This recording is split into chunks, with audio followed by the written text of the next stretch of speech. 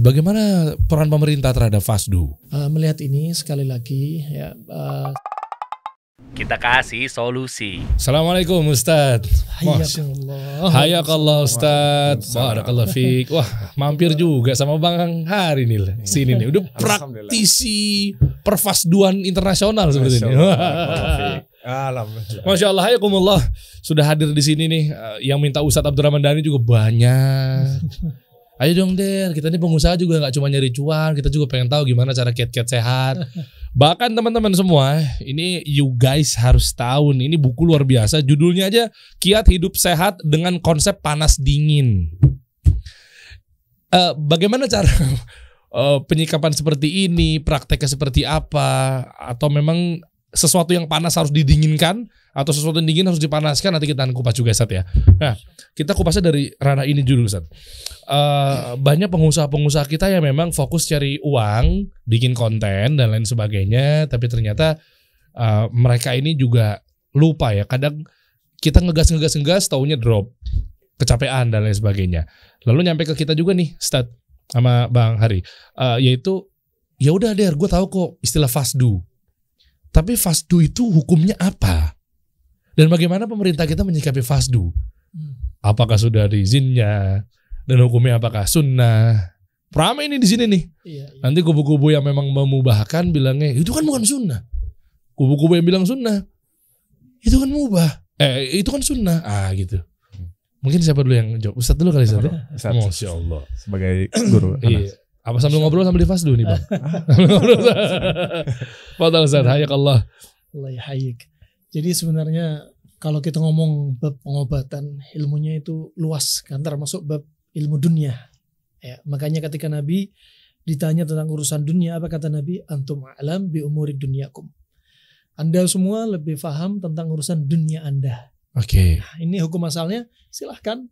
Pengobatan apapun silahkan, mau FASDU, mau refleksi, mau totok punggung, mau pengobatan bekam, mau tusuk jarum, mau herbal, silahkan. Oke. Ya. Nah, asal hukumnya silahkan. Selama nggak ada unsur keharaman, selama nggak ada unsur kesyirikan, silahkan. Luas. Oke.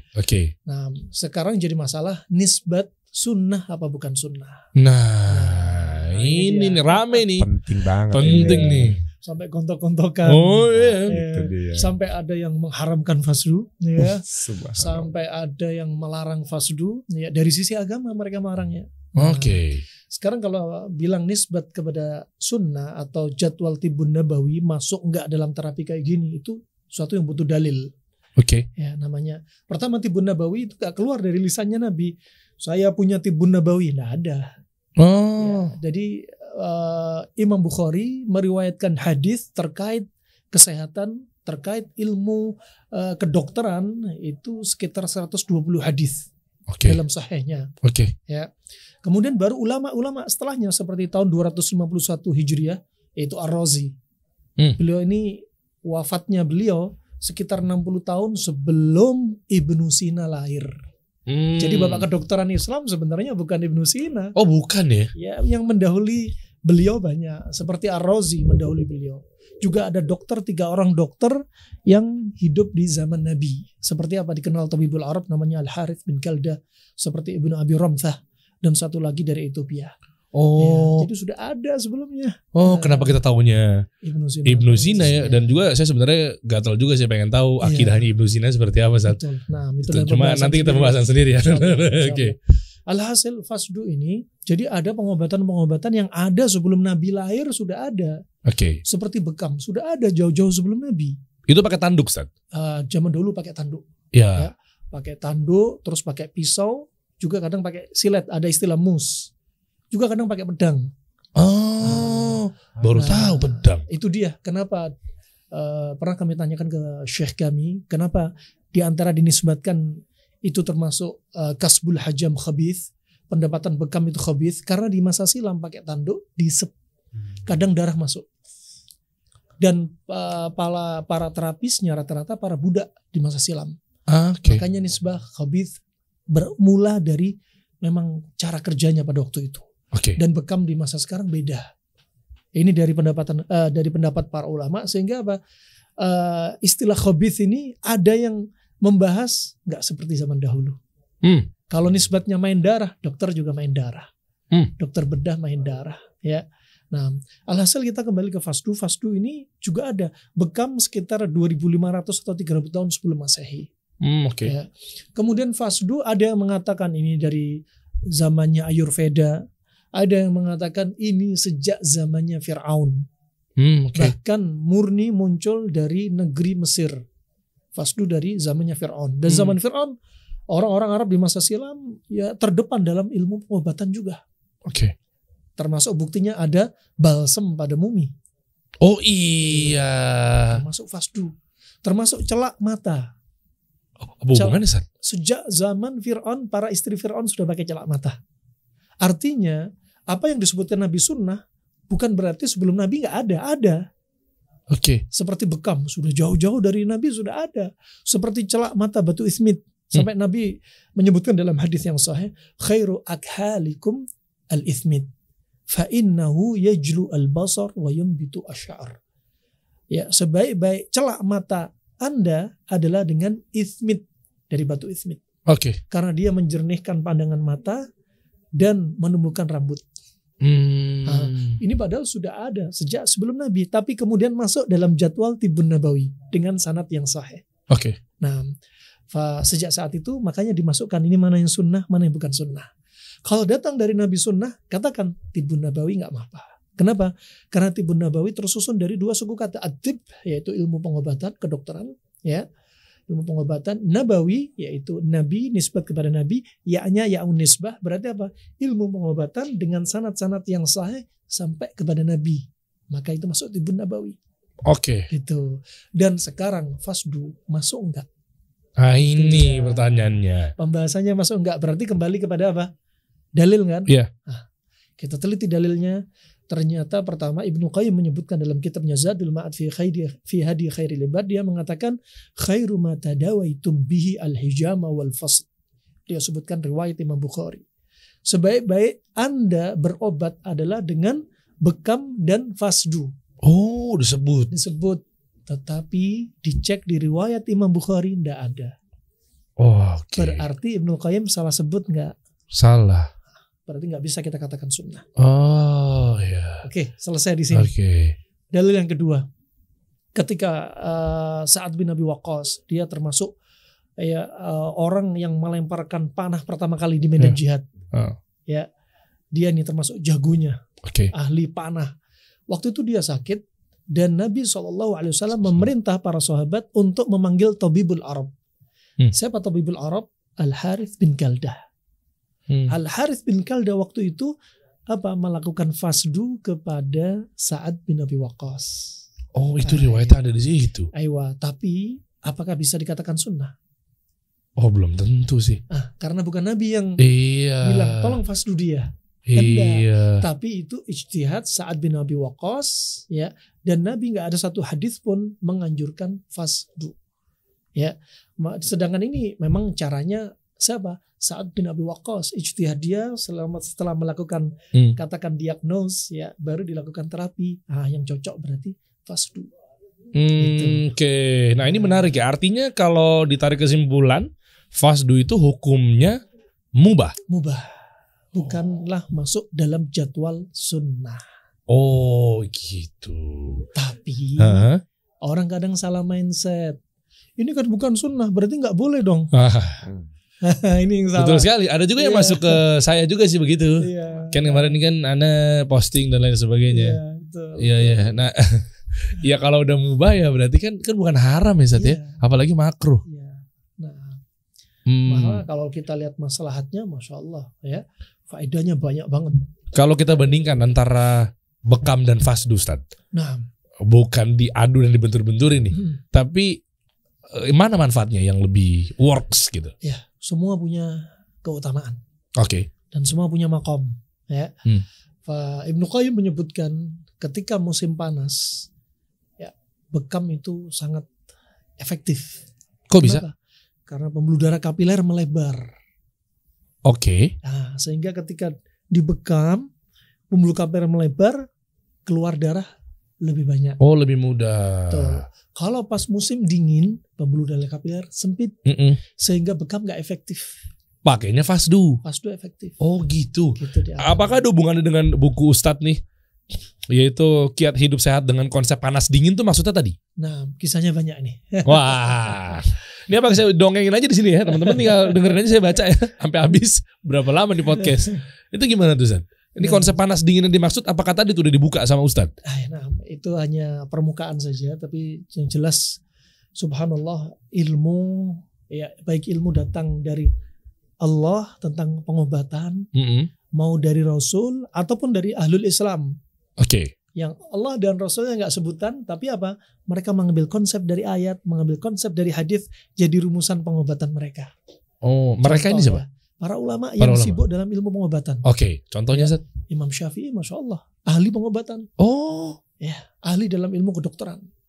Ya, akan tetapi dinasihatkan oleh para ulama yang lainnya di zamannya agar ditinggalkan, biar gak menyibukkan diri dia. Karena umat lebih butuh ilmu agama pada waktu itu. Sampai Imam Syafi'i dikatakan oleh Harmalah dalam adab Syafi'i, apa kata Harmalah? Kana Syafi'i yatalahaf mimma dhaya'al muslimun min at-tibb. Dahulu Imam Syafi'i sangat sedih dengan kaum muslimin yang meninggalkan, menyia-nyiakan ilmu pengobatan. Kemudian Imam Syafi'i berkata, wa huwa thuluthul ilm. Padahal ilmu pengobatan ini sepertiga dari ilmu. Wa wakkalu ilal yahudi wan nasara. Dan kaum muslimin menyerahkan ilmu pengobatan kepada orang-orang non-muslim. Padahal Islam itu kaya, khazanah ilmu pengobatan kaya banget. Kenapa nggak mesti kita sendiri yang jalanin ya gitu kan? Ya, itu dia. Kenapa harus ke Yahudi dan Nasrani? Berarti begitu. Kenapa kepada non Muslim ya? Muslim ini masya Allah khazanahnya banyak banget. Ya, nah, itu diantaranya ya. Diantara contoh juga ketika Ibnu Qayyim mengambil ayat seperti dalam firman Allah surat Yasin ayat 36, Subhanalladzi khalaqal azwaja kullaha. Maha suci Allah yang menciptakan segala sesuatu berpasang-pasangan. Ya. Allah ciptakan laki, perempuan, ya. Allah ciptakan jantan, betina, ada siang, ada malam, ada matahari, ada bulan, ada langit, ada bumi, ada surga, ada neraka, ada taubat, ada maksiat, ada tauhid, ada syirik, ada sunnah, ada lawan dari sunnah. Bid'ah. Saya tunggu itu tadi. Saya mah bagian kenceng-kencengnya aja. Kata bid'ah itu agak sensitif ya sebenarnya. Kan biasa gitu. Kalau yang murid biasanya lebih kenceng. Itu dia. Padahal gurunya tadi Ustadz cuma bilang memancing. Ada sunnah, ada. Aneh kan muridnya. Kalau murid kan harus kenceng. Bid'ah. Waduh. Murid itu lebih galak daripada gurunya sih. Anda sarkas Bang Hari ya. Apa mau saya lanjutin lagi? Wasyarul umuri muhdatsatuha. Enggak usah. Ya, oke. Nanti kita serahkan kepada Ustadz ini. Bahas masalah akidah. Iya. Tapi kita kerucutin lagi. Artinya berarti fasdu bukan bid'ah kan, Zat? Bukan. Perkara yang mubah. Ya, ilmu pengobatan. Sebagaimana ilmu pengobatan dokter modern boleh. Kalau Anda mengatakan fasdu ini ajaran baru, bid'ah dan sebagainya, ya ilmu pengobatan modern juga jadi lebih bid'ah nanti dong. Gitu. Jadi nggak bisa dikaitin. Ini pokoknya urusan dunia pengobatan luas. Selama nggak ada unsur keharaman, kesyirikan, ini halal, mubah, silakan. Gitu. Karena pada dasarnya bahas dunia itu kan boleh ya Zat ya. Sampai ada dalil yang melarang. Berbeda dengan ilmu agama ya Zat ya. Betul. Pada dasar terlarang atau haram sampai ada dalil yang membenarkan. Nah, syukran Ustaz, jazakallah khair.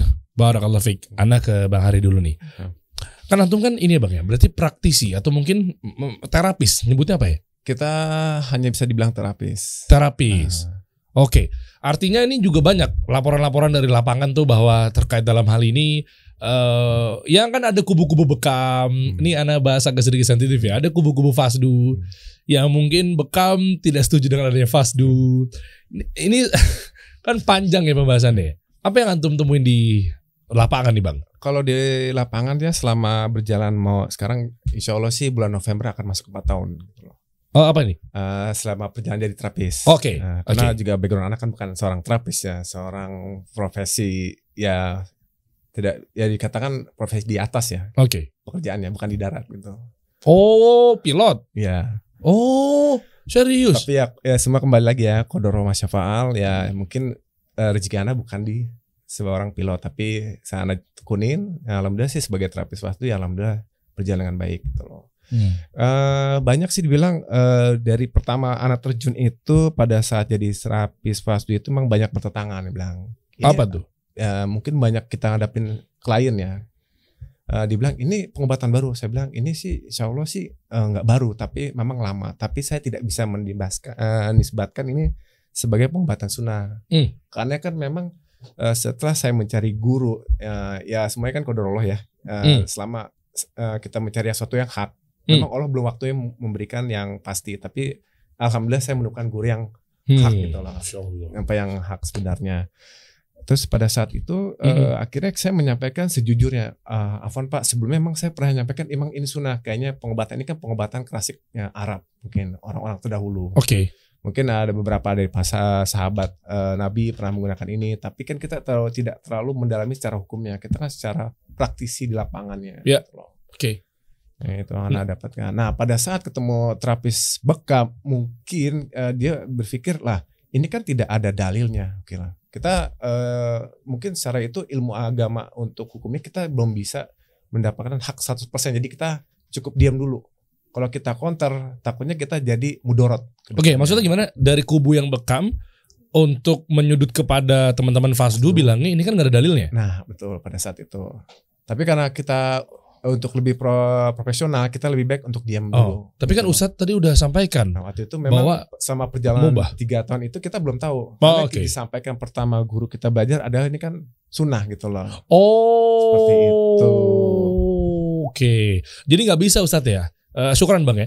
Gak bisa ketika memang ini hukumnya ya oke lah secara kasat mata memang ya udahlah kan udah tahu der gitu ya.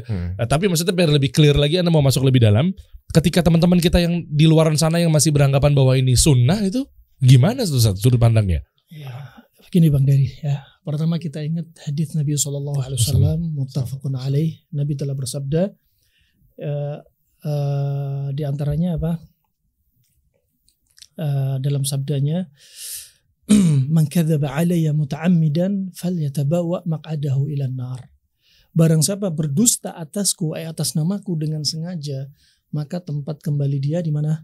Neraka. Nah, dari sisi ini bukan berarti kita dengan hadis ini enak aja menjazam orang neraka kamu. Enggak kan? Iya sih. Maksudnya ini warning dari Nabi. Kalau kita nyebutin sesuatu yang enggak ada dalilnya, ya sudah, enggak usah bilang sunnah. Terus apa sih untungnya nyebutin sunnah? Apakah jadi prakteknya jadi laris? Apa karena itu? Gak boleh dong. Bisa jadi ada yang di kubu itu gara-gara memang pamor dan lain sebagainya. Luruskan niat itu aja. Rezeki dari Allah Subhanahu Wa Taala. Tapi jangan atas nama Nabi refleksi Tibun Nabawi. Ya totok punggung Tibun Nabawi. Tahu. Ada gitu. Pokoknya ini ya sudah lakukanlah pengobatan. Ya, Anda bisa, masya Allah, perantara sebab manfaat sembuh dengan izin Allah, alhamdulillah. Juga ya sebagai apa ya nuqtah ya yang perlu diperhatikan para terapis, satu yang saya gemes banget. Kenapa sih antara terapis bekam, fasdu, kontok-kontokan? Wah ini makanya saya bawa ke sini nih biar clear nih, klarifikasi nih. Kita klarifikasikan aja kenapa sih saat itu sebenarnya? Luruskan niat udah selesai dah. Lurusin niat. Pengobatan itu luas banget. Kemudian yang saya juga ada kejanggalan ya. Kenapa sih para dokter modern selalu mencari kesalahan para pengobat tradisional atau alternatif? Klasik Arab gitu ya? Atau Arab, mau Yunani, mau Cina, siapapun. Oke. Sebaliknya yang klasik, kenapa sih harus mencela kedokteran modern? Selesai. Ya, kan nggak boleh kayak gini. Ya. Allah berikan Anda ilmu pengobatan apapun seninya yang Anda miliki, itu dari Allah nggak? Iya. Berarti itu termasuk ilmu dari Allah Subhanahu Wa Taala. Allah berikan keutamaan pada diri Anda. Sekarang kalau ada orang sakit datang ke Anda terapi. Oke. Ya, sembuh dengan izin Allah melalui perantara Anda. Alhamdulillah. Ada orang contoh kasus kanker, ya, sedangkan ini ada dokter onkologi katakan. Ini dokter ada terapis kanker bisa ngobatin kanker tanpa harus dioperasi. Oh, masya Allah itu. Kan masya Allah. Iya. Maksudnya yang dari sisi modern gak usah mencari kesalahan dia. Intinya sembuh dengan cara yang gak ada kesyirikan, keharaman. Harusnya apa?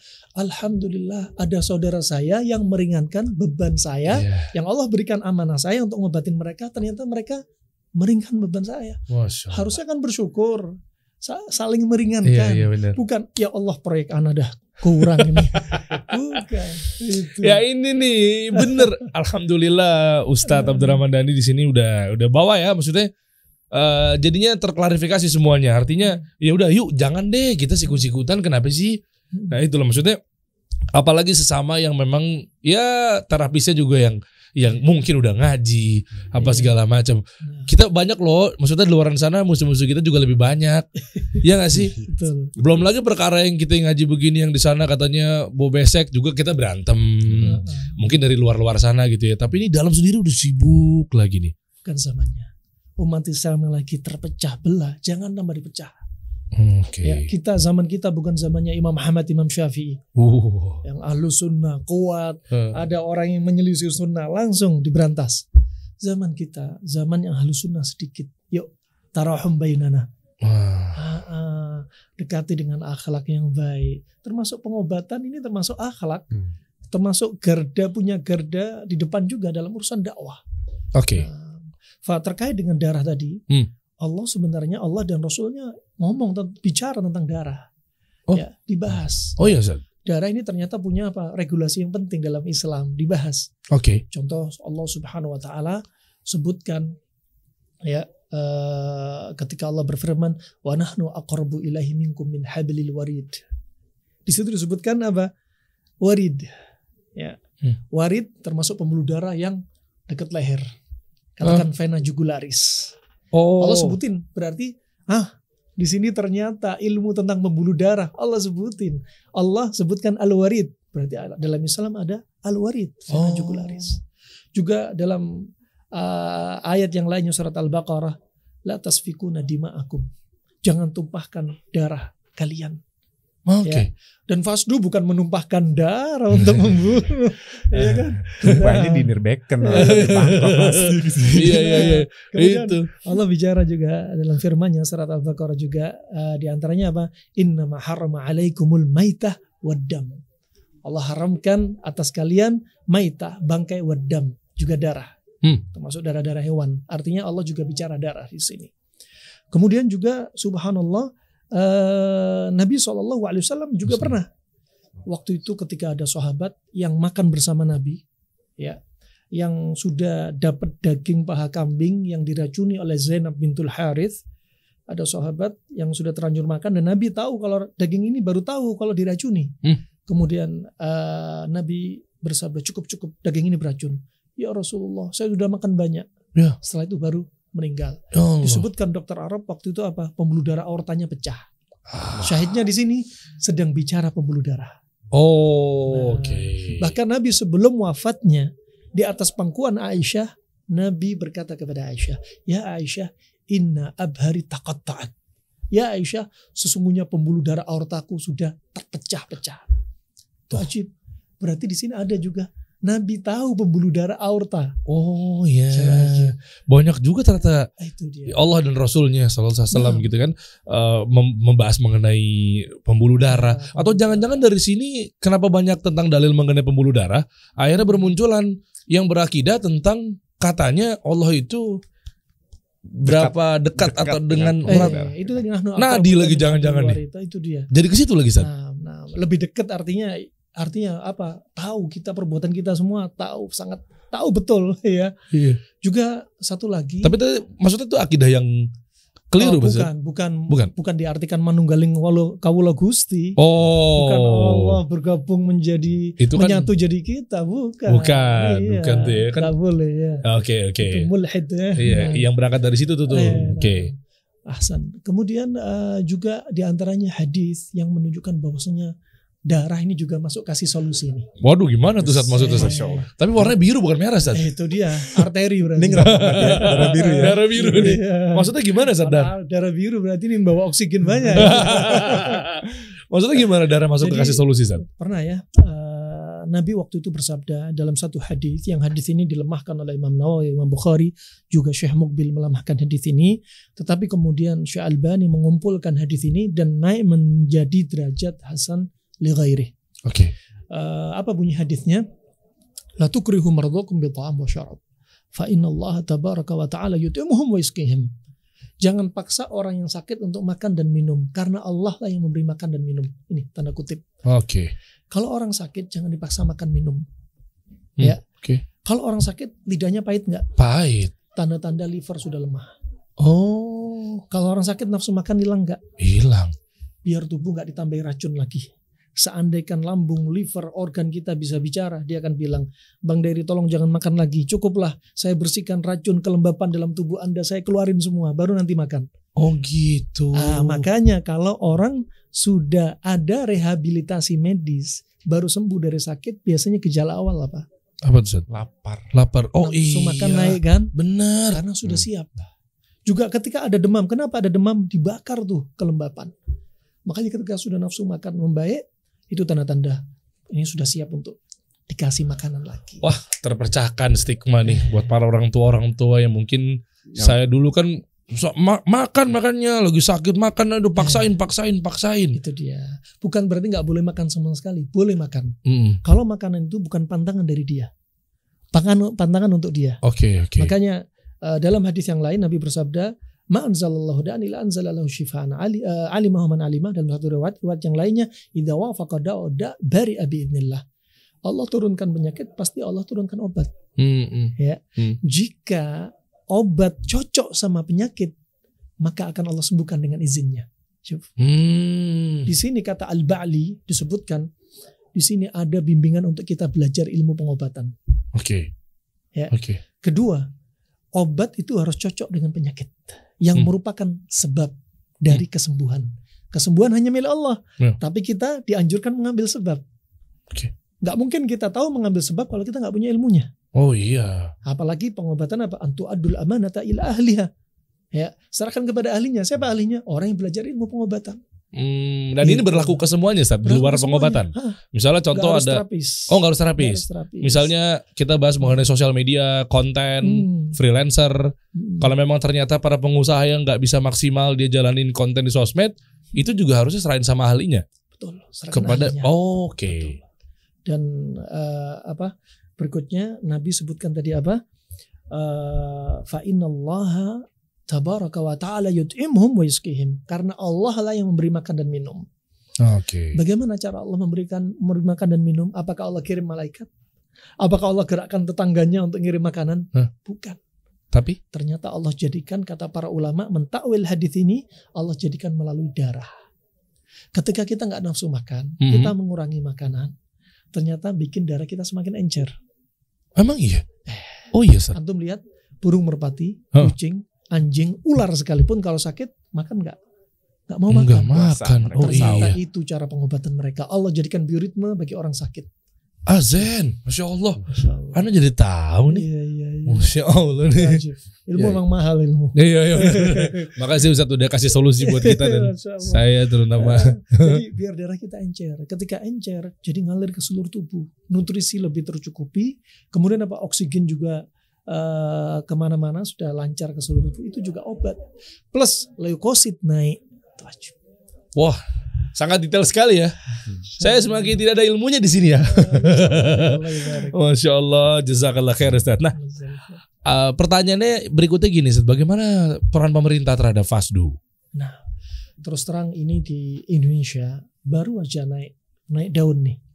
Kalau sebenarnya orang-orang terapis FASDU banyak di beberapa daerah.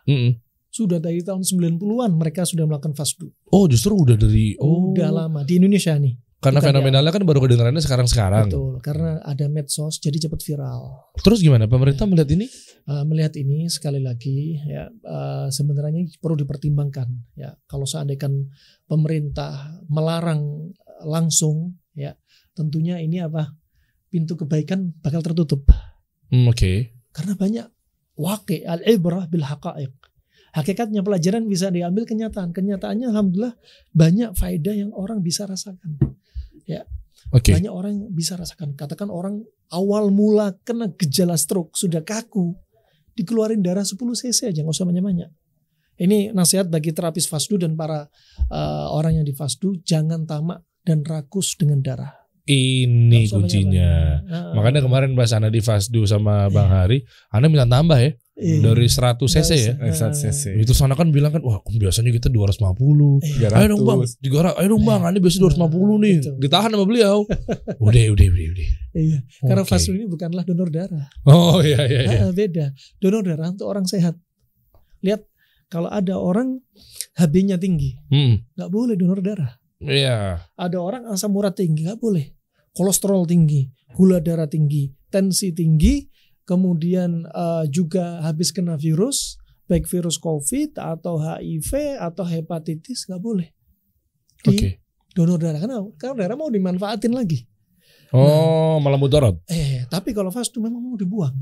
Darah emang nggak dipakai. Darah ini memang banyak mudaratnya ya kalau dipakai lagi. Makanya memang dibuang dan itu pun nggak usah banyak-banyak. Nah, jadi perlu mindset kita bangun pada manusia sehingga apa? Oh kasihan darahnya mubadir buang-buang, mending didonor dong. Tunggu dulu.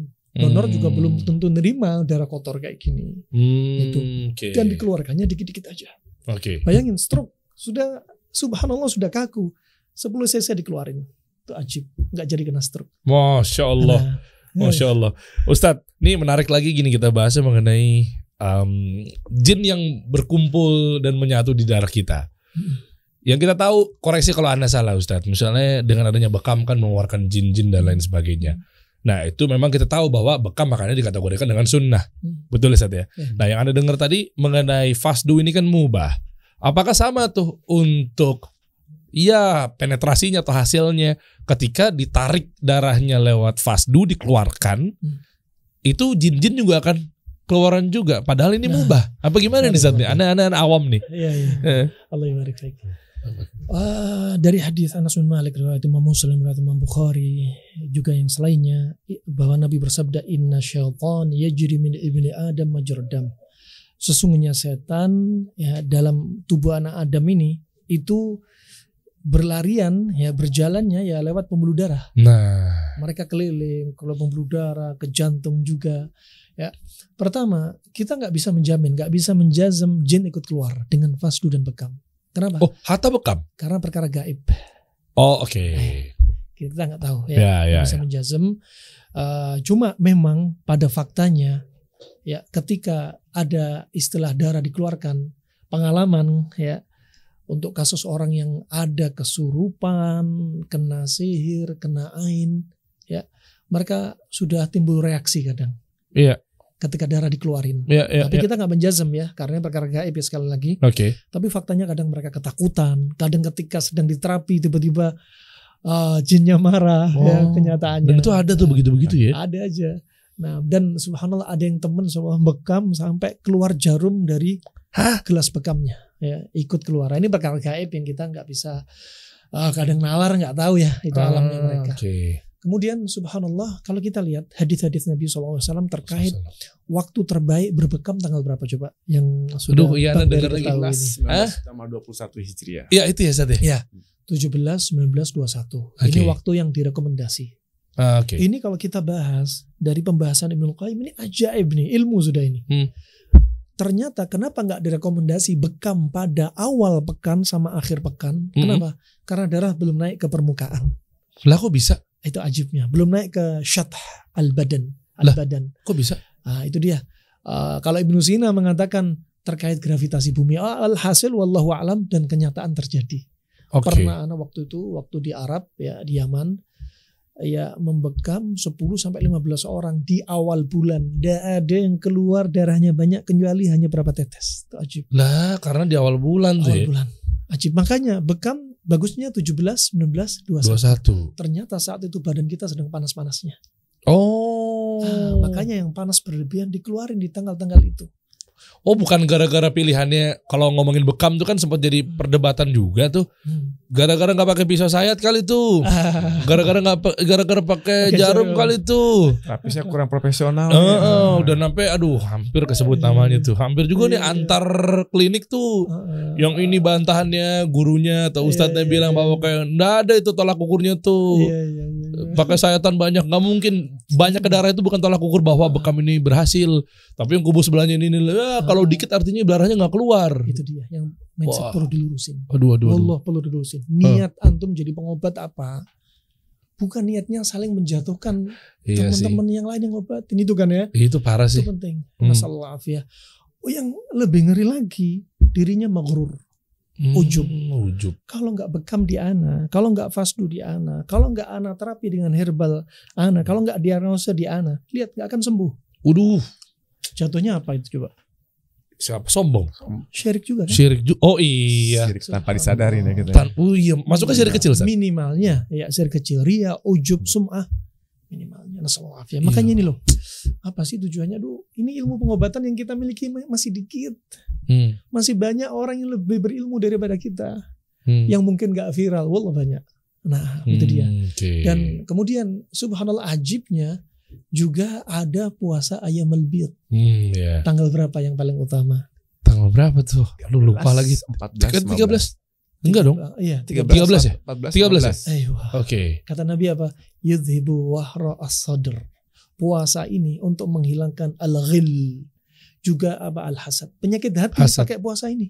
Oke. Dan subhanallah di tengah bulan lagi panas-panasnya juga. Dianjurin puasa, dianjurin bekam. Biar panas yang ada dalam kita keluar. Gitu, nggak numpuk di dalam diri kita. Itu diantara hikmahnya yang disebutkan Muqayyim rahimahullah. Adapun fasdu nggak lihat 17, 19, 21 bebas. Oh ya. Bebas ya. Karena nggak bisa katakan sunnahnya fasdu seperti sunnah bekam, nggak ada. Oh iya. Nah, barakallahu fiik. Allahi barik fiik Ustadz. Nah, Bang Hari. Di lapangan ini kadang-kadang antum lebih menservis yang bekam atau fasdu? Ana lebih fokusnya ke fasdu. Fasdu. Alasannya boleh tahu nggak? Ini dasar banget Ana mau tahu. Apakah memang ternyata fasdu itu lebih works ketimbang yang bekam atau seperti apa? Kalau lihat Ana secara di lapangan ya, satu kita untuk mensiarkan ya, kita membalikan lagi kan. Karena kan tadi kan banyak yang orang berpersepsi ini kan ini hukumnya sunnah. Ana juga mensiarkan ini kita membalikan lagi ini mubah. Kita menyampaikan sebenarnya gitu loh, sesama saudara seiman ya. Walaupun ada juga yang beberapa juga dari yang bukan muslim, ini juga mereka memanfaatkan ini. Mereka tahu manfaatnya. Mereka contoh gitu loh. Mereka juga mungkin terlalu banyak konsumsi yang haram buat mereka.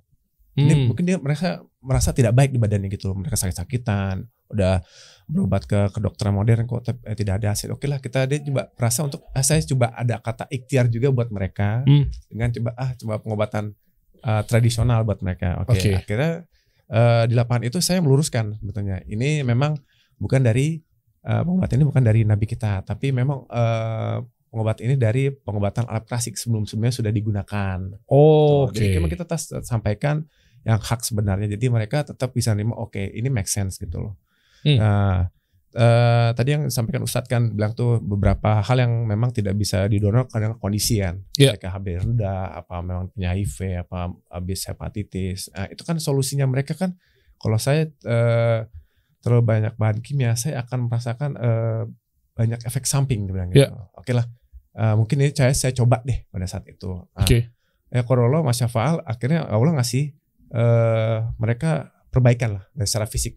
Dia banyak sembuh. Ini kan kita tidak bisa mengklaim fasdu ini bisa sembuh dari kita, bukan. Kita tetap sampaikan ini saya hanya perantara, bukan bapak atau ibu dengan metode ini gitu loh. Kalau memang sembuh ya alhamdulillah gitu kan, bapak bisa nanti bapak ibu atau menyampaikan ke saudara-saudara ini ada maslahat, ada kebaikan. Gitu loh. Karena kan ini kan pengobatan klasiknya, jadi memang agak sedikit bisa kurang diterima gitu. Oke. Ini menarik lagi gini. Kalau untuk teknisnya gimana sih, Bang? Maksudnya kan Anda nggak tahu ya, koreksi ya. Ada yang menyasar kan pembuluh ini kan ada banyak ya. Kan ada arteri, vena. Dia masuknya kemana sih? Kita ngomong teknis sekarang ya. Teknisnya. Ya, kita ngomong turunannya ini kayak gimana sih? Kita menggunakan fasdu itu ke pembuluh vena, pembuluh darah balik. Pembuluh darah itu ada berapa?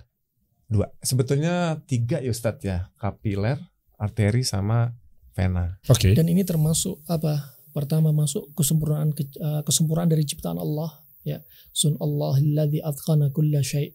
Ya, ciptaan Allah yang Allah ciptakan ini ya semuanya itu sempurna. Ya, termasuk pembuluh darah nih. Allah juga berfirman, laqad khalaqnal insana fi ahsani taqwim. Sungguh kami ciptakan manusia dengan sesempurna-sempurna ciptaan. Kata sebagian ulama ahli tafsir, ya termasuk apa? Anatomi dan fisiologi. Coba antum bayangin vena ini lebih nongol di luar. Ya. Ketika arteri kenapa nggak nampak? Itu Wajib. kenapa? Karena arteri ini dari jantung langsung. Kalau arteri kena pisau langsung nyembur kayak pompa air. Oh. Coba kalau arteri ada di luar, bakal darah kita cepat keluar. Kalau ada naudzubillah kecelakaan kena pisau, Gesek ya. udah langsung bisa Allah yarham dah. Oh iya. Makanya yang kena vena dulu. Kalau vena ini darah kotor keluar, kemudian cepat ada fibrinogen, pembekuan darah cepat dihentikan itu kan. Kalau vena enggak, dia subhanallah dari jantung cepat dan lebih encer. Kalau bekam yang dipakai jarum itu? Kapiler. Kapiler ini istilahnya apa ya? Istilahnya pembuluh darah yang paling kecil-kecil yang di bawah kulit. Ya. Persis. Ya, persis. Berarti kalau Fasdu lebih dalam dikit. Masuk kalau ke jalur Fasdu ekspres kan lah. vena. Vena. Kalau Oh, kapiler oke. yang kecil-kecilnya, cabang-cabangnya. Oh, Cabang-cabang kecil. begitu. Dan Iya. taunya di mana nih, Ustadz atau Bang Hari? Masa nusuknya kok bisa pas gitu loh? Kayak kemarin kan Anda semprot dulu. Nggak kebayang kalau nggak disemprot tuh. Anda tahu tuh. Rasanya 3 kali lipat ya. Kaki lagi. Iya tuh. Lebih sensitif memang. Taunya di mana kalau ini bisa pas gitu loh, Ustadz? Iya. Asal coblos aja, feeling aja kali. Nah, pertama Kita kasih solusi.